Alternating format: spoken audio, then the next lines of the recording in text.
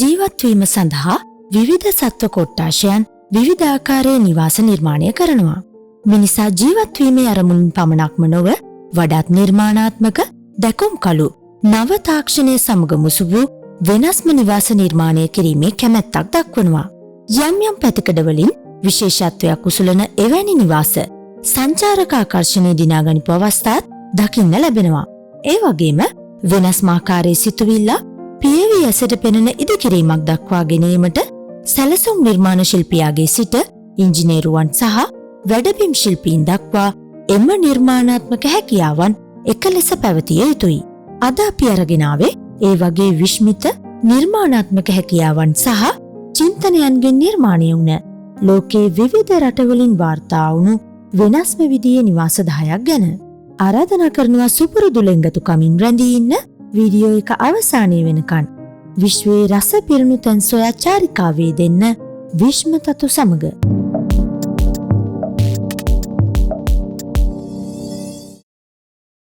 අංක 10. බාබි dream house.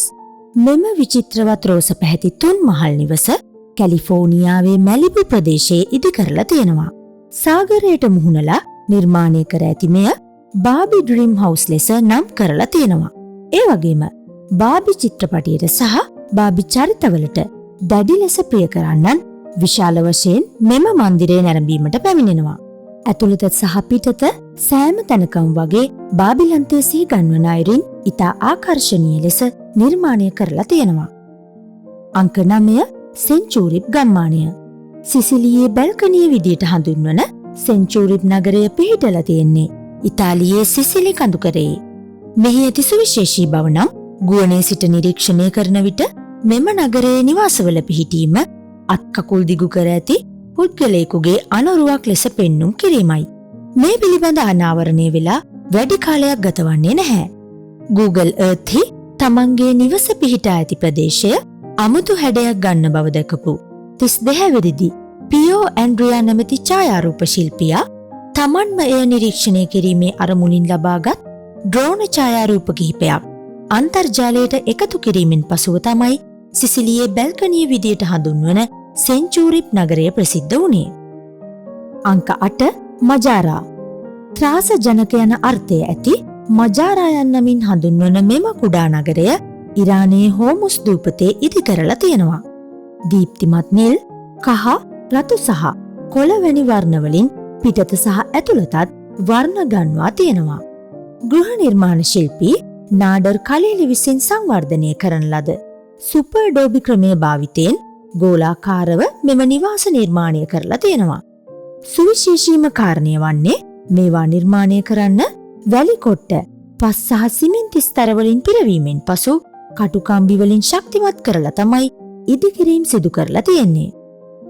අංක 7. සීල් van. සීල් van යනු ගොඩබිම සහ ජලය යන දෙකෙහිම ගමන් කළ හැකි වාහනයක් වන නිවසක්. සුඛෝපභෝගී වාහනයක් වන මෙය බාහිර රථයක් සමග සම්බන්ධ කරමින් කරවෑන් ආකෘතියට ගොඩබිම ඕනෑම ස්ථානයක ගමන් කිරීමටත් ජලයේ ගමන් කිරීමටත් නිර්මාණය කරලා තියෙනවා. සංචාරය කරන්නන් සඳහා මේ නිවස ඉතා වටිනා නිර්මාණයක්.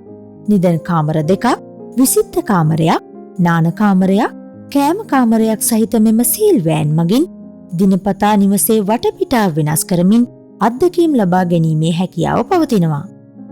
අංක 6. ස්කයිලොජ්. ස්කයිලොජ් පේරුහි පිහිටලා තියෙන ත්‍රාස ජනක අත්දැකීම් වලට කැමති අයට නිර්මාණය කරලා තියෙන නිවාස පෙළක්.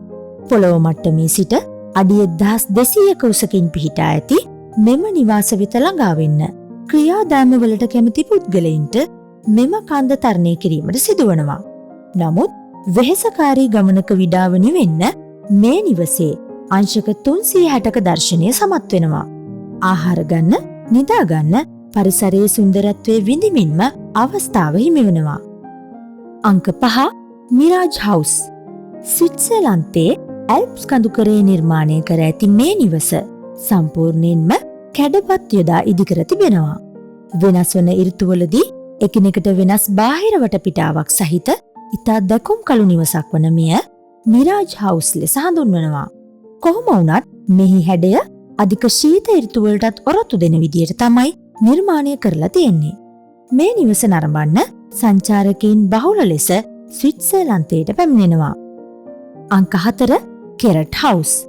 ලොව පටුම නිවස ලෙස හඳුන්වන කෙරට් හවුස් පෝලන්තයේ විශාල ගොඩනැගිලි දෙකක් අතර ඉදි කරලා තියෙනවා. කිසිසේත්ම බැලූ බැල්මට නිවසක ආකෘතියක් නොවන මෙහි සිහින්ම ස්ථානයේ පළල අඩි 3ක් සහ පුළුල්ම ස්ථානයේ පළල අඩි 4ක් තරම් කුඩා වනවා. දෙමහල් නිවසක් වන මෙහි නිදන කාමරයක්, මුළු තැන්ගයක්, නාන කාමරයක් මෙන්ම විසිත්ත කාමරයකින්ද යුක්තයි. හිරු එළිය ගලා ඒම සඳහා වීදුරු සවි කරලා තියෙනවා වගේම මෙම නිවස ගෘහ නිර්මාණ ශිල්පියෙකු වන ජාකුබ් නැමැත්තෙකුගේ නිර්මාණයක්. අංක 3 බහාලුම් නිවාස. ඇම්ස්ටර්ඩෑම් නගරයේ පිහිටා ඇති මෙම බහාලුම් නිවාස උසස් අධ්‍යාපනය ලබන ශිෂ්‍යයන් වෙනුවෙන් ඉතා අඩු මුදලකට නවාතැන් ගත හැකි නිවාස ව්‍යාපෘතියක් ලෙස නිර්මාණය කරලා තියෙනවා. දහසකට වැඩි බහාලුම් නිවාසවල තනි පුජ්‍යලයක් සඳහා සුව පහසුව වාසය කිරීමට අවශ්‍ය සියලු පහසුකම් තියෙනවා වගේම එරට ශිෂ්‍යයන් අතර මෙම බහාලුම් නිවාස ඉතා ප්‍රසිද්ධයි. තවත් සමහර බහාලුම් නිවාසවල තිදෙනෙකු දක්වා නවාතැන් ගන්න පුළුවන් වගේම ඔවුන්ට අවශ්‍ය විදුලිය, අන්තර්ජාල පහසුකම් පවා මෙම නිවාසවල සපයා දී තිබෙනවා. අංක 2 අල්බෙරොබෙලෝ නගරය. ඉතාලියේ පිහිටා ඇති අල්බෙරොබෙලෝ නගරයේ වර්ග කිලෝමීටර් 40ක් පුරා මේ අමුතු විදියේ නිවාස ඉදි කරලා තියෙනවා. ගුවනේ සිට නිරීක්ෂණය කරන විට ඉතාම ආකර්ශනීය පෙනුමක් මෙම නිවාසවල ව්‍යුහය නිසා අල්බෙරොබෙලෝ නගරයට ලැබෙනවා. හුණුගල් ආශ්‍රයෙන් නිර්මාණය කර ඇති මෙම නිවාසවල ගෝලාකාර හෝ කේතු ආකාරව නිර්මාණය කරන ලද වහලවල් වලින් සමන්විත වනවා. අල්බෙරොබෙලෝ නගරය තුල මෙවැනි ආකාරයේ නිවාස 1600ක් පමණ ඉදි කරලා තියෙනවා. විශ්මයජනක නිර්මාණයක් වන මෙම නගරය 1996 දී යුනෙස්කෝ ලෝක උරුමයක් ලෙසත් නම් කළා. අංක 1 පෝසිලෙන් නිවස.